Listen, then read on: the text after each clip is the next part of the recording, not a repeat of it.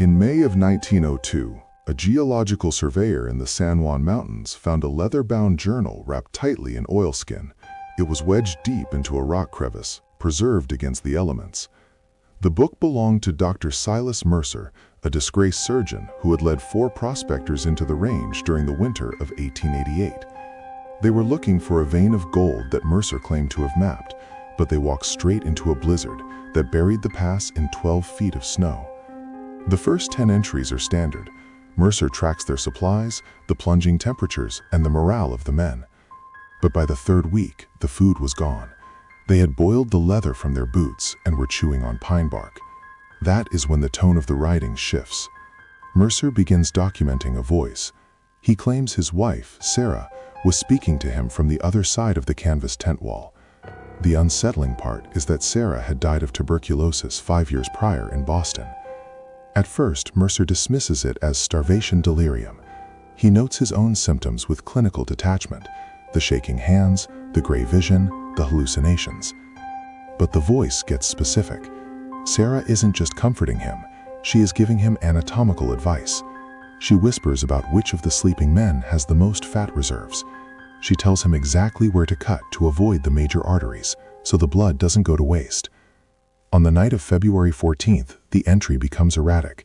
Mercer writes that the youngest prospector, a boy named Miller, sat up in his sleeping roll and asked, "Who is that woman singing outside?"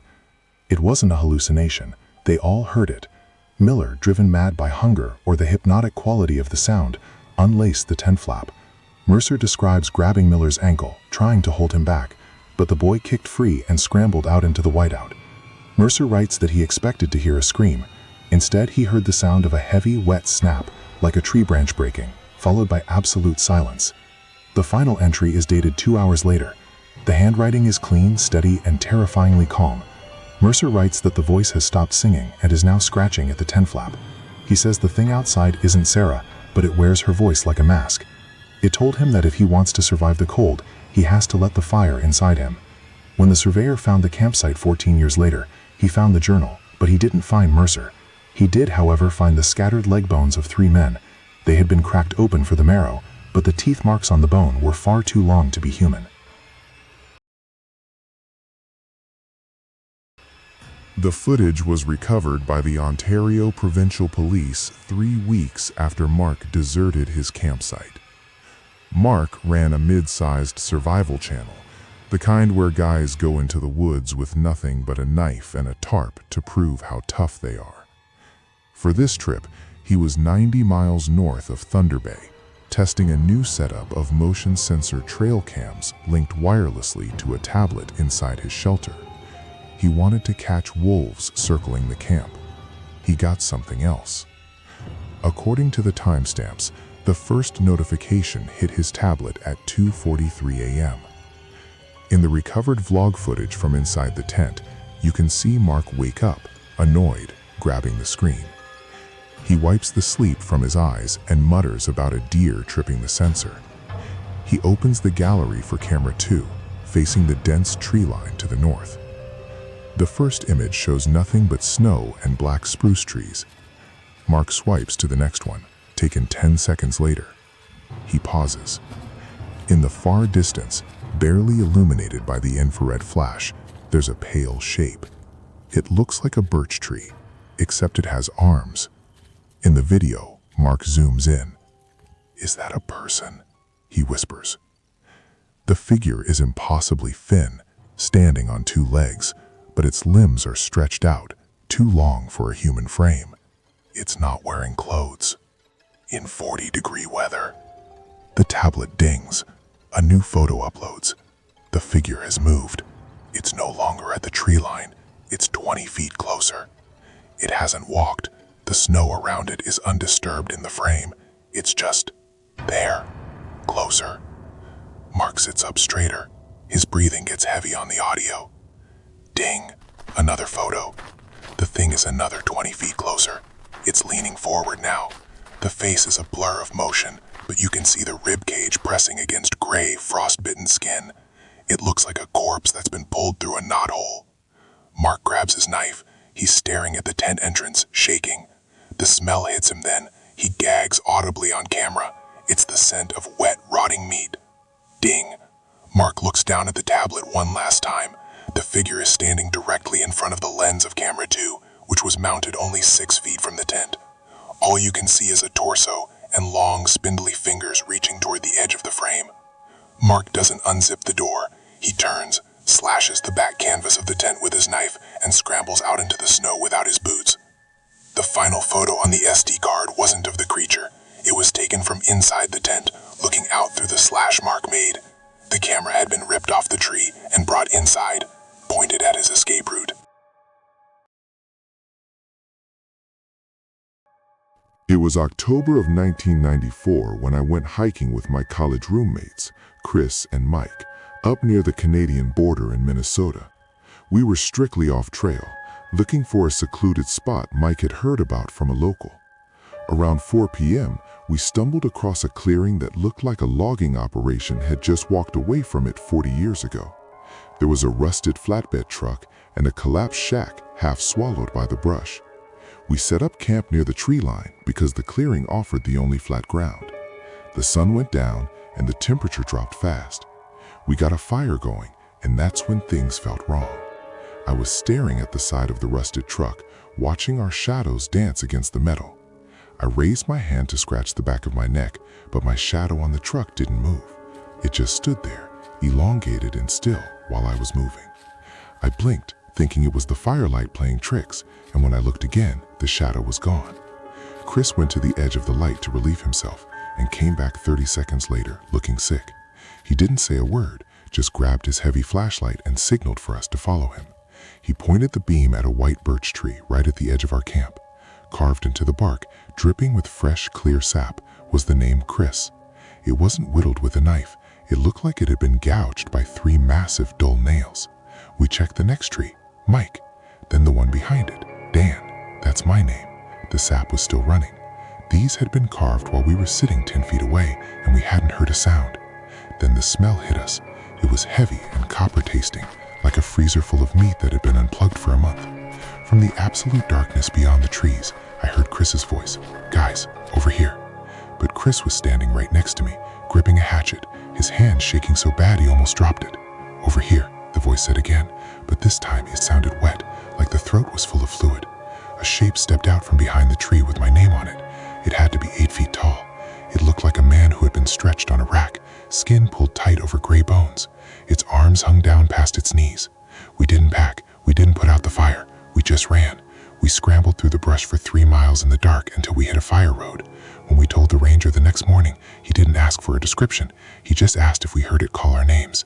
When we said it mimicked our voices instead, he just stared at the floor and told us to go home.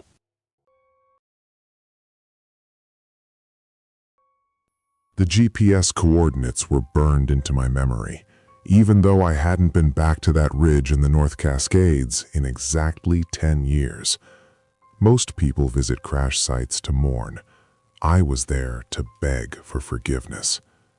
When our Cessna 172 went down in November of 14, it was just me and David. The pilot was gone on impact. David lasted 4 days with a punctured lung. I lasted 3 weeks. You don't need me to spell out how I survived those last 17 days. The hunger does things to your wiring that never really gets fixed. I reached the wreckage around 3 p.m. The aluminum fuselage was mostly covered in moss now, the forest reclaiming the white metal. I knelt by the cockpit, pulling David's old Casio watch out of my pocket. I wanted to leave it there, say a prayer, and hike back to the trailhead before the sun dipped behind the peaks. That's when the smell hit me.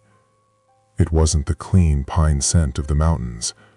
It smelled like a freezer that had been unplugged for a month, stagnant blood and wet, rotting hair. The birds had stopped singing. The woods were dead silent. Then, from behind a thick cluster of hemlocks about 30 yards away, a voice drifted out. "My leg, Mark. I think it's broken." I stopped breathing. My stomach dropped like I was falling out of the sky all over again. That wasn't a ghost.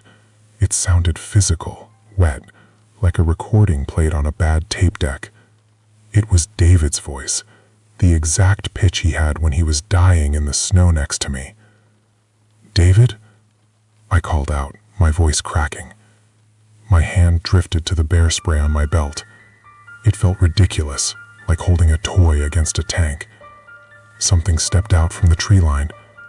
It stood on 2 legs, but the anatomy was all wrong. Knees bending slightly backward, arms hanging down past its shins. Its skin was pulled tight over a skeletal frame, gray and hard like stone, visibly emaciated. But it was the head that made my knees give out. It didn't have a face of its own. Pulled taut over a long canine snout was a patch of cured, leathery human skin.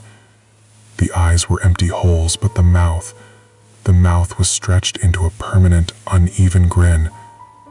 I recognized the jagged scar on the chin. It was wearing what was left of David. It tilted its head, the loose skins flapping slightly against the bone beneath.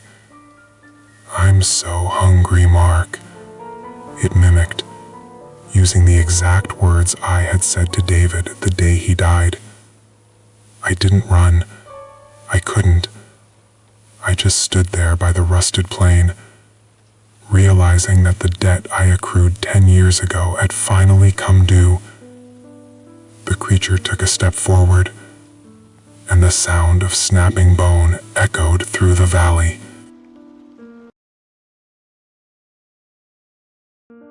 The sound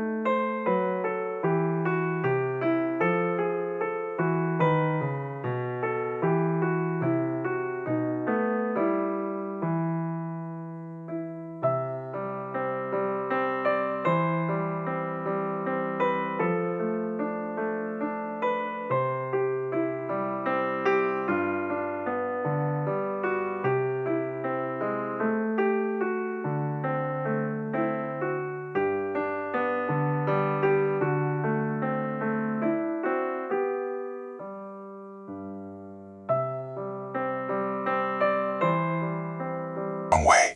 The knee snapped backward with a sickening crack, and he didn't even flinch. He just grew taller. I didn't grab my pack. I didn't grab my shoes. I just ran. I ran until my socks were shredded and my feet were bleeding. Behind me, I heard him screaming, but it wasn't a human scream anymore. It was a high-pitched, shrieking bugle that echoed off the valley walls. Search and rescue found me 2 days later on a logging road. They never found Mark. They found the campsite, but they told my parents it looked like he'd been dragged away by a grizzly. I know that's not true. Grizzlies don't leave tracks that look like human bare feet only 3 feet longer. Thank you all for watching and making it this far into the video. Please remember to like and subscribe, and I'll see you in the next one.